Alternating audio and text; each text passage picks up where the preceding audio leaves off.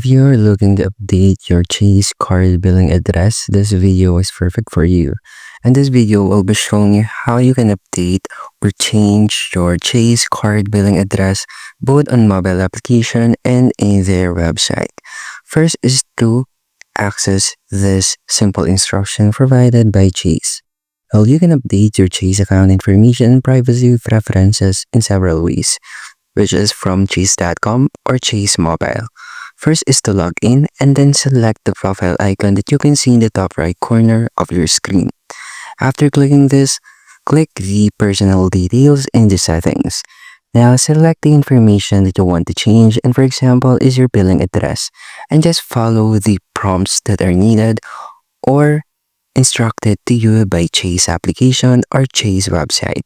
And when you're done, we will send or the Chase will send confirmation to the email address you have on file. And this will make your updates in real time, but they may not appear right away. If that happens, please check back in 24 hours. So if you prefer to update your billing address by phone, please call Chase at the number on the back of your card, since they accept operator on relay calls. And that's how you can change your Chase card billing address easily, and thank you for listening.